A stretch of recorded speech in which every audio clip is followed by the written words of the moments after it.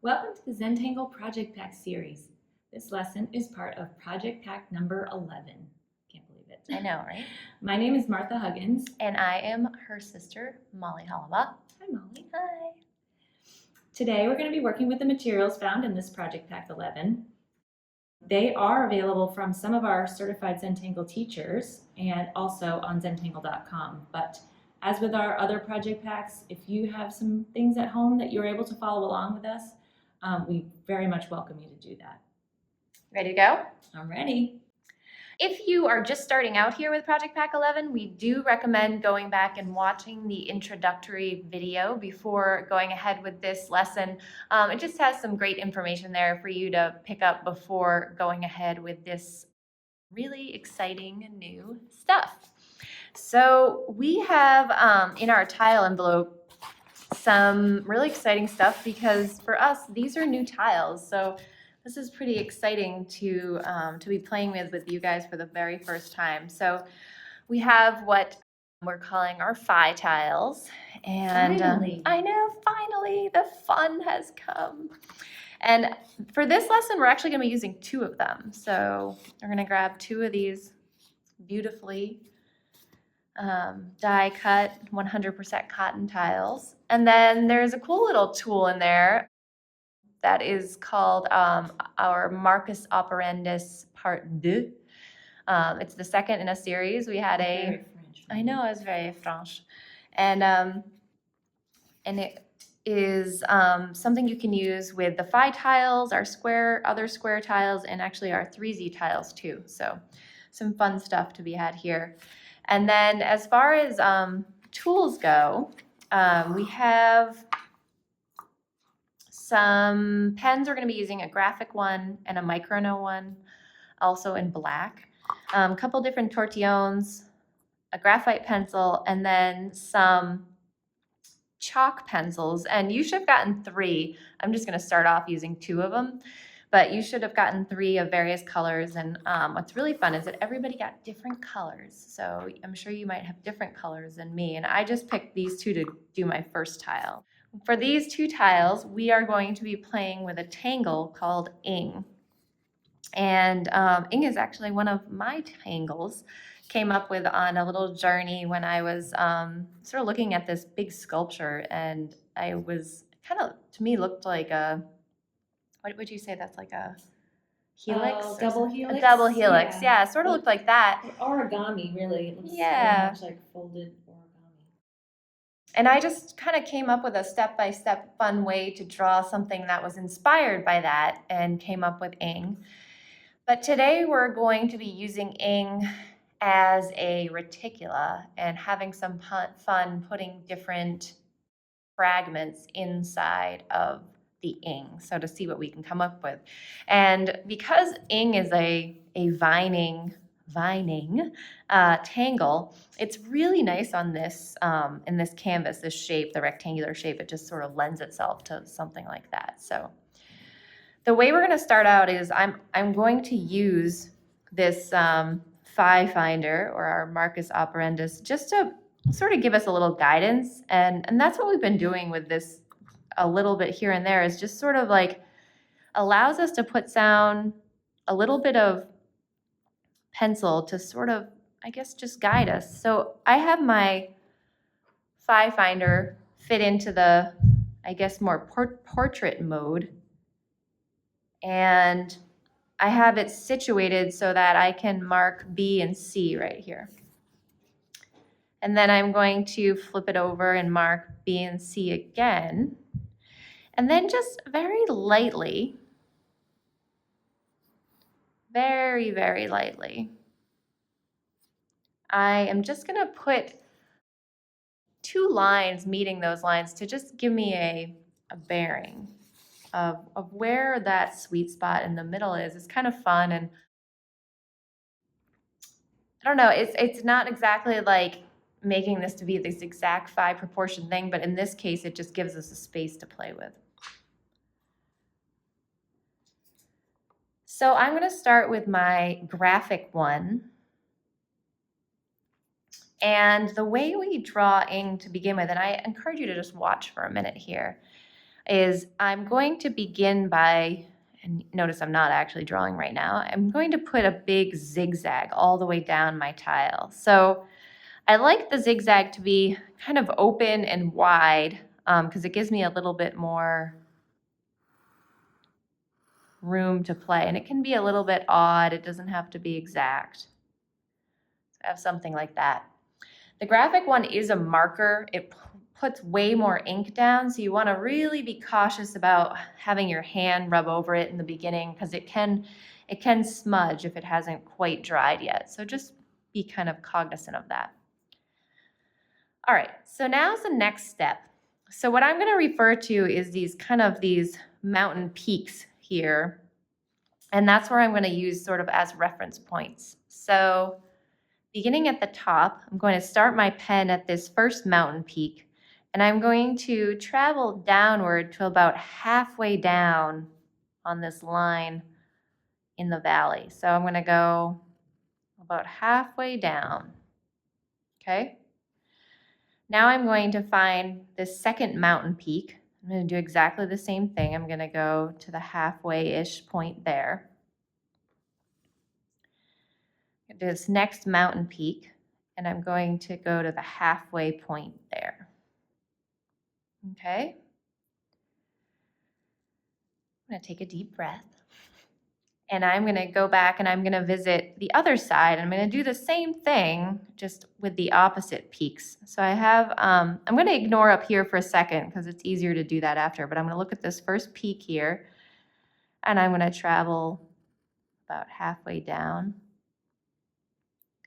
This next mountain peak here, and I'm going to travel about halfway down. And here's the tricky part because this is, imaginary.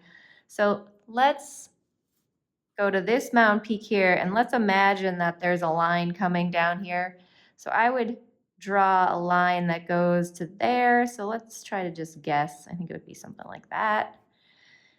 And then let's go up here and kind of imagine the same thing. Let's say there was a peak. Say there was like a peak that went like right here. So when we drew, it would end up like about halfway right there.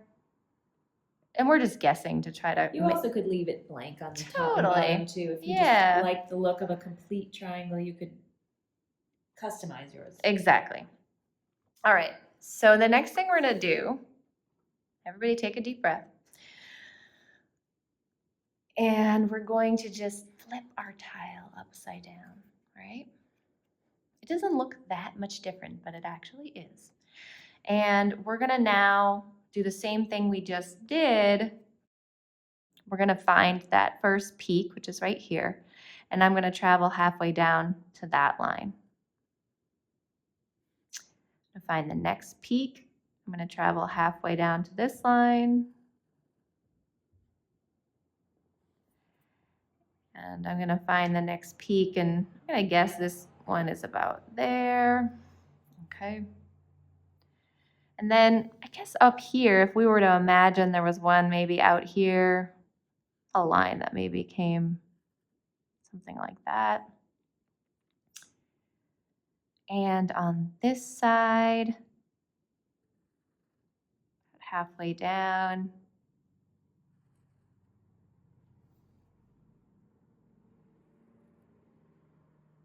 There we go. So that's our ing. And it kind of is just floating in the middle there. Pretty nice. And this is an awesome reticula for us to fill. So I'm going to do one more for you guys so that we have two. And then Martha and I will each fill one in different ways. All right. So let's do this one more time. I'm going to do it a little quicker here. Put it in my Finder.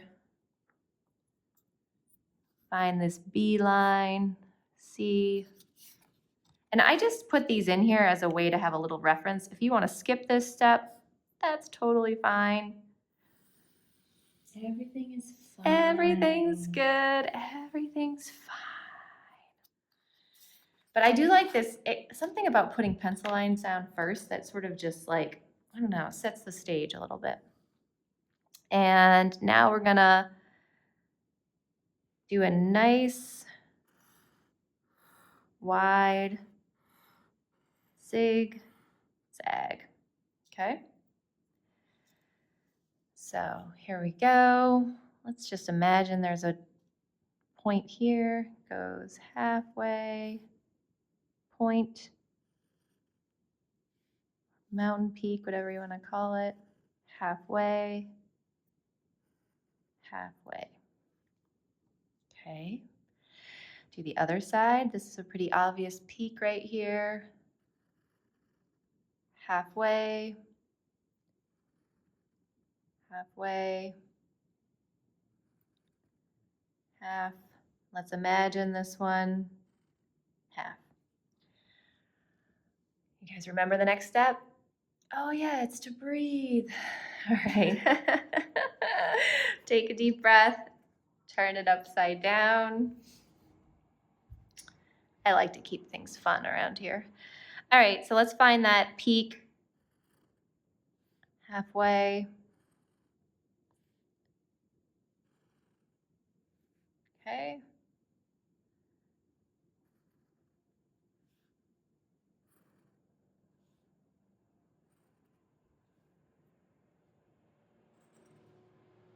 All right. Very cool, right? So the trick with this ing to make it so it's not too tiny is really spread out that original zigzag line. Take your time with it, play around with it. You really want to go wider than those lines. So those lines end up being pretty helpful as a guide, because if you keep that original zigzag line wider than that, you'll get a nice roomy ing to play with. All right, are you ready to create some vining beautifulness here? So I am going to work with a filler that I actually use it quite a bit. And when you're playing with ing as a reticula, it's really just playing with any triangular fragment. So there's a ton of them in the primer. If you have a primer, you can look up in the fragment and reticula section, or reticula and fragment section. There's all these different fun fragments you can play with. And so this would be fun to just go nuts, like trying all of those. And then also we did create a space to do that also in the new legend booklet of the last project pack, to play with some triangular fragments. So a lot of space for exploration on that. So, I mean, once we do these ones together, you might go back and play with some of the other ones. All right, so I'm going to start here with the first full triangle, and then fill all the full triangles, and then I might go back and work with these ones that are falling off the edges. I'm going to be playing with my black Micron 01. And I am just going to begin by filling this first triangular section, putting a dot in the middle. And then I'm going to create these little sort of pod-like shapes that find their way into the corners.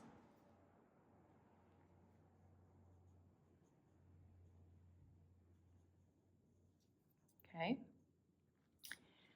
Once I have those pod-like shapes in there, I'm going to fill them just like peas in a pod. I like to start from the middle and work my way out the middle of the pod.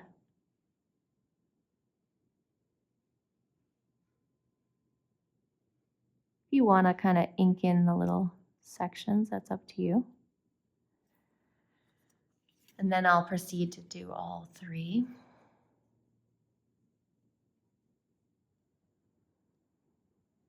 All right. Once you have that in, I am going to just aura each.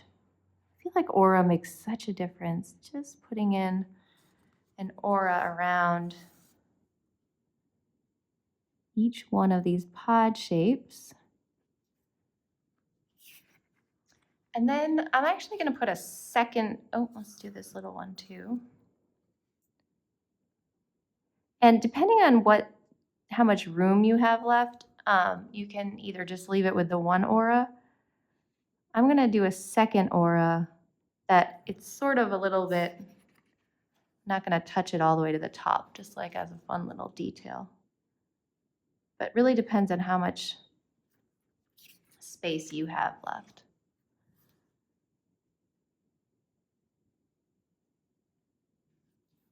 Okay. And then I'm going to actually ink in that last space so it kind of makes it pop. Kind of a bunch of steps to that fragment, but it's beautiful, and it really, when you put them all together, it has a great look. So again, it was the little pod shapes and the little peas in the pod, and then we just threw in some auras and a little ink, and there we go. So I'm actually going to do that same filler on all of these shapes. Okay, so I have almost all of mine filled in. I'm going to go do these final ones. It does take a little while, so just be patient, enjoy the process. It's a nice time to just zone out. And that's why I kind of love playing with fragments, is you can kind of just figure out your steps and just go with it for a little bit. I think it's part of what you can really gain from this experience is I remember feeling a little anxious that I had so much to do and that somehow there was a race, I had to get it all done. But in fact, this is it. I mean, this is why we are all here doing this together. It is to slow down, to pause, to enjoy every stroke, embrace the coloring in. I feel like now I just be like, oh yay, I have so much to do. I know, it's the opposite. Because it's the stuff I love to do. It's like, oh, how lucky am I to be able to sit here and tangle, and it doesn't matter when I finish. I can pause my video. It doesn't matter when it gets done. I can take my time, do a little here and a little there. So on this one, I'm just gonna, I'm actually just gonna pretend it pretty much goes to like right there, I think. It's a triangle. Yeah, it's a triangle. I could probably figure out the rest of it, but it's easy enough to do that.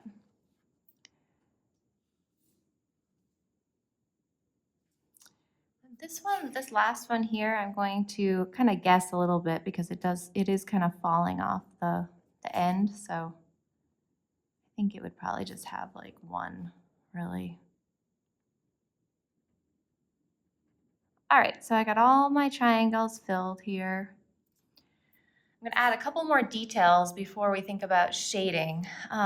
This is one detail you can leave out if you want or not, but it's one of my favorite things to do with a fragment like this.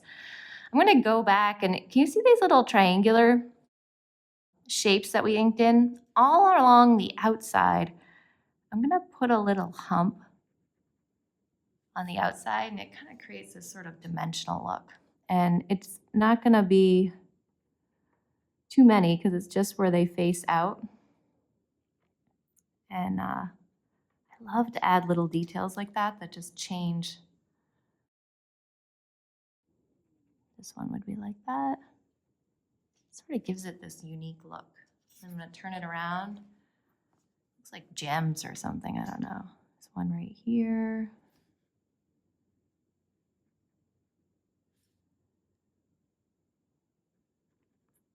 Just like a little half circle. And then my last detail, again, optional. I'm just going to aura the whole thing. And I don't know what it is about adding just little details like this. It just gives it a really finished look. Turn it around and do the same thing. All right. Ooh, that looks awesome already. I can't wait to shade it. And I'm going to let this ink dry because we just put a ton of ink in here. It took us a long time. You guys did awesome. Okay, Molly set me up already with this beautiful ing trellis. And we're going to get to work filling it with another fragment. So I am now using the 01 pen, a little bit finer tip than this graphic one that she used to set up the grid here. And I'm going to begin, again, with this sort of Sometimes if you don't know what to do, it's a great way to start filling in a fragment, and it's like an instant frame to set off your fillers, if you will. So I'm just going to actually draw an aura with my 01 pen inside, a very fine aura inside each one of these triangles. And just taking your time and turning your tile as you go and creating a nice fine aura on the inside of each triangle. Sometimes I kind of play around with where is the most comfortable place for my hand to draw a straight line. And it's easy to rush through sometimes, but remembering that we are here to enjoy these moments where we can kind of check out of whatever else we're supposed to be doing and decide that this right here is what we're supposed to be doing right now. One way you can remind yourself about the breath while you're tangling is each time you turn your tile, you can remember to breathe.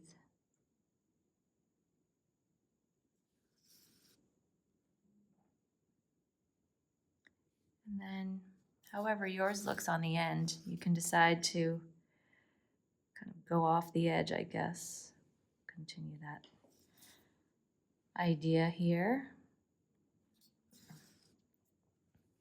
All right, so now we're going to take these triangular spaces and fill them with sort of a combination of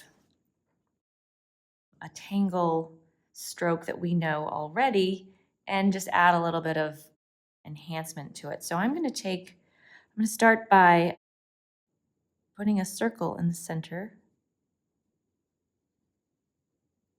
Oh, it's about that big, but your circle could be a little larger or a little smaller. You can watch me first and kind of gauge how you would like yours to be set up.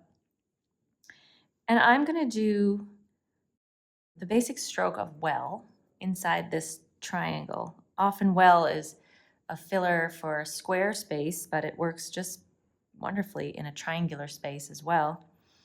So what we're going to do is, if you have never drawn this tangle before, is I'm going to use a technique called take off and land, and I'm going to kind of start by tracing over the top of this circle, and my idea is to land on this corner down here.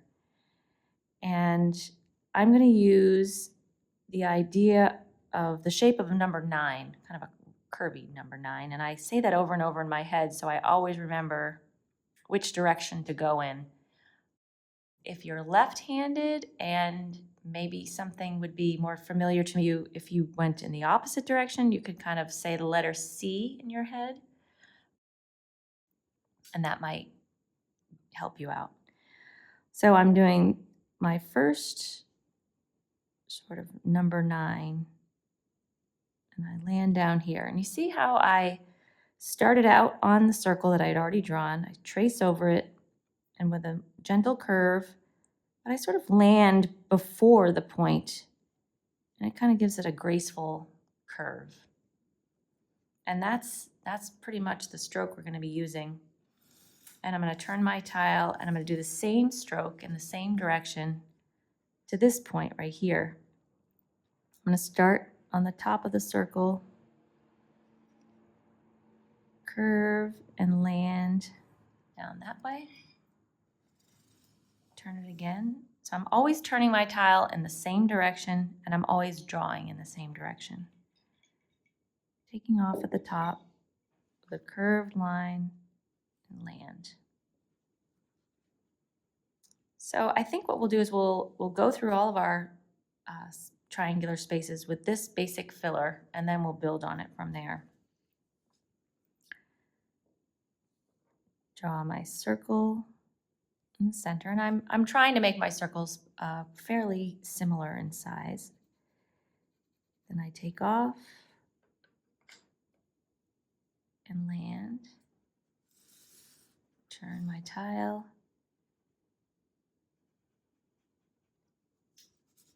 Remember to have a light touch on your pen, especially when you're tracing over a line that you've already drawn. You don't want to muddy up your paper. So now I'm going to add, I guess, an enhancement, you might call it, that we have been sort of playfully calling peppering, which is, it resembles another tangle that we call pepper. And the way I'm going to approach that is I'm going to add some weighted ink at the bottom of these strokes that I've already put down. And you'll get into a rhythm with this as you go. But not only am I going to add it to the strokes that I've put there, I'm going to add a few more strokes in between. So I'm going to kind of keep that same motion and then add a little bit of weight at the bottom. You see that? Depending on how much room there is, you might add 2 or 3 or 4 extras in between. And then I get to this one that I've already done, so and I'm right-handed, and all of my weight seems to be flowing very naturally to the left. I'm turning my tile to the left, and I'm adding curved strokes and weight to the left.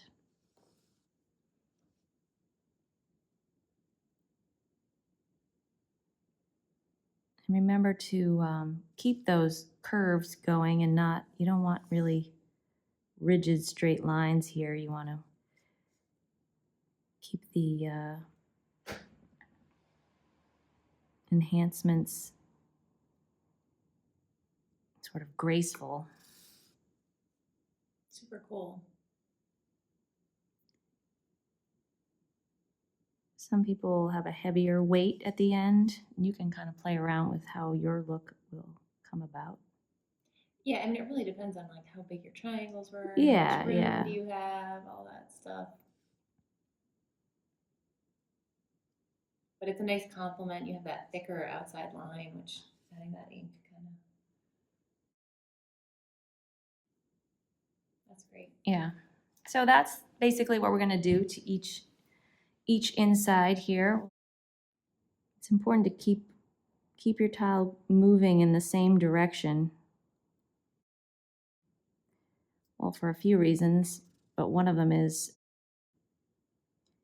because there's a lot of ink going down on this tile and you don't want to smudge your work. I love how these different shapes kind of dictate how you have to respond. So we're teaching you a basic stroke, but your strokes are going to look different than mine because your triangles are different angles. And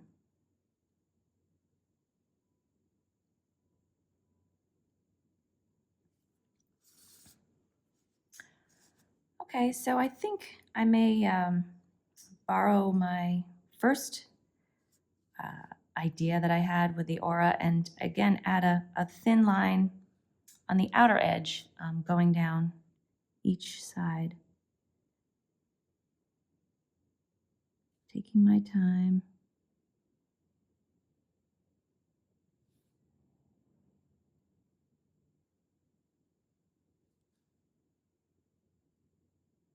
Really focusing on keeping my distance between the original thick line and my fine line as consistent as possible.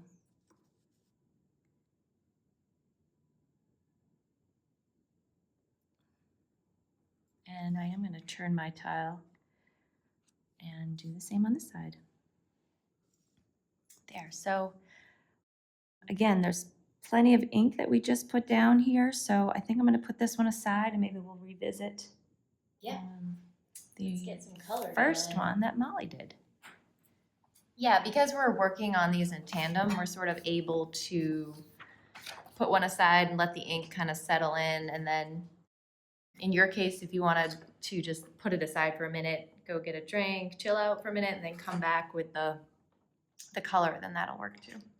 You all got 3 different pencils, so I invite you to pick 2 of your pencil colors, and we're gonna work with 2 different colors here. And or if you wanna play with just one, that's cool too, but this is how I'm gonna do it. I have a blue and a green here. I think it's called bright blue and sap green, so let's see what you guys can figure out. What I'm gonna do is I'm gonna put a little blue in all of these kind of nooks.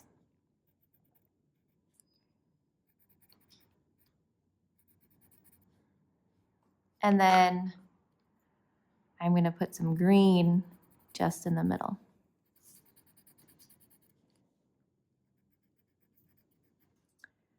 And then I'm going to find a tortillon that kind of works with those colors. If you want to be really careful and use 2 different tortillons, you can. I'm going to kind of just play with one here. And just going to meet those colors. Sort of try to blend them together and see what happens. Kind of fun. So there we go. That's the plan here I'm going to go about. And I'm going to do that to all of my sections. All right, so I got all that color in, and look at that. Totally like changes the way it looks. Super fun. It's like stained glass or something. Love that.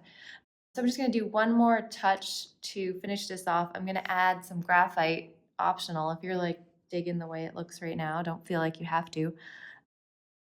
I'm just going to add a little bit to that original zigzag, like sort of underneath it, almost to create a little layering. So I'm just putting like a heavy graphite down under that original zigzag, if you can find it. If you can't find it, just pretend you can find it, because it doesn't really matter. And I'm using the side of my pencil. I'm a bit heavy-handed with the graphite, but I like the way it adds some drama. So I'm just putting it all down nice and thick here.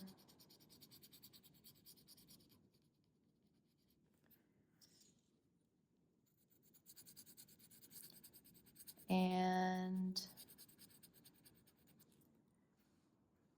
I might do a little at the top here just to play with it. And then I'm gonna find maybe, I don't know, I might use this same tortillon. You're gonna have to figure out which tortillons go with which colors and graphite.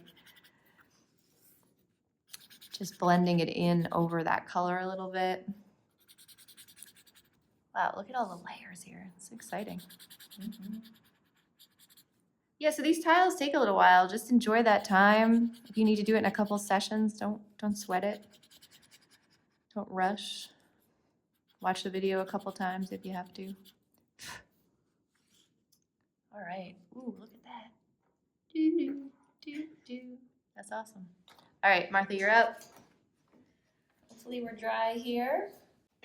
So I just chose 2 other colors that we had floating around here. Not sure what you have with yours, but maybe if you had one that was particularly lighter than the other, I may suggest that.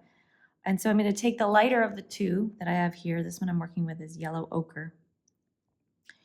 And I'm actually going to work my way from top to bottom so that I don't smudge anything with my hand.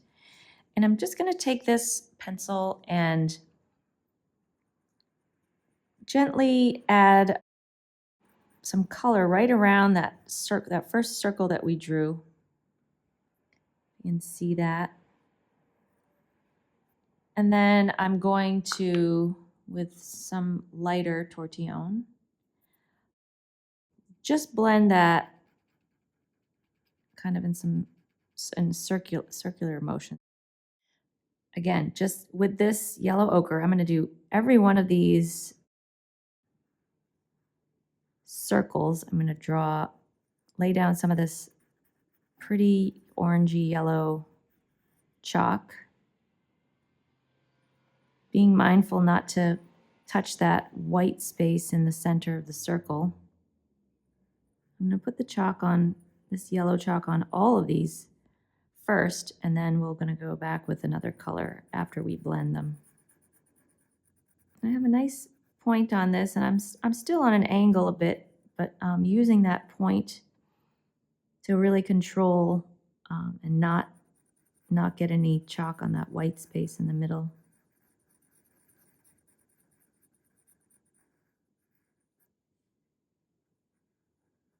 And as you use these pencils, you'll kind of get the groove of how they interact with the paper. And if you have a lot of ink, you may want to be gentle around those areas so you don't smudge or muddy the strokes that you put down. You can almost do some of your blending with the actual pencil, working it into the paper.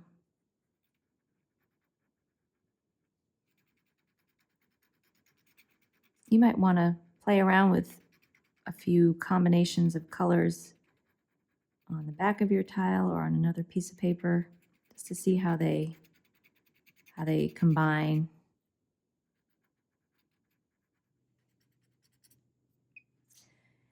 So I'm going to pick up this other color that I had selected, this scarlet red, and then I'm going to give it another aura of color around what we just blended. I'm not really going to fill in the whole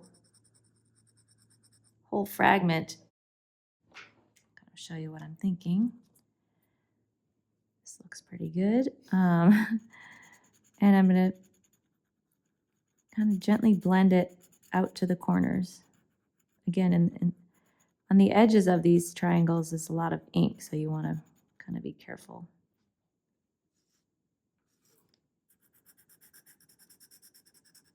You can see why when Molly was doing those original zigzagging ing structures that it is worth your while to have some exaggerated angles, because you get these nice big areas to work in.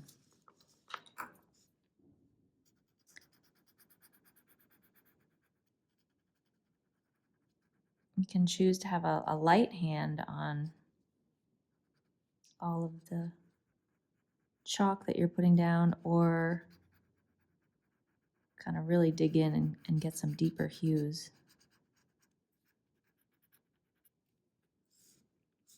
There, that looks good. I mean, like I said, you can go back and add a little bit more color if you wanted to. Maybe I'll add a little bit of graphite, just a little bit, just because we can. Maybe just the same technique that Molly used, where we kind of try to find that original zigzaggy line and put some graphite just underneath.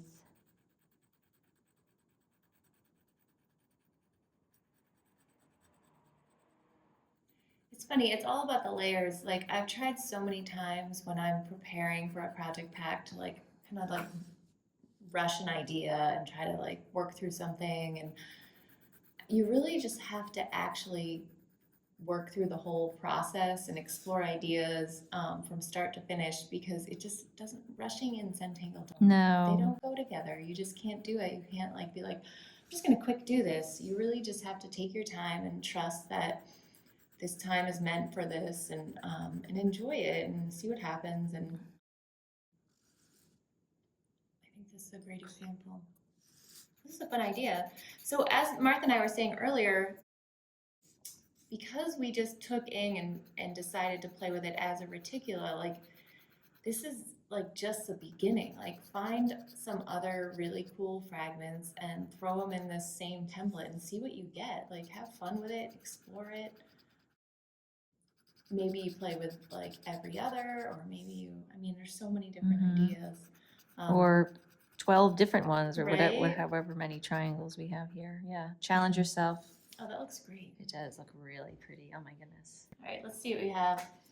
These are the two. Here's our similar but different, right? We all started in the same place. Yeah, I mean, you could do that forever, right? Really pretty, yeah. Very And then cool. here's one that you did Earlier. earlier, yeah. Even just the difference between these two are using the same colors Mm-hmm. and with more ink and more graphite, just the different touches of things. Yeah. Great job, Martha. Pretty cool. Yep. All right, friends. I hope you enjoyed it. We'll catch you later. Yeah, we'll see you soon. Thanks for joining us. Bye-bye.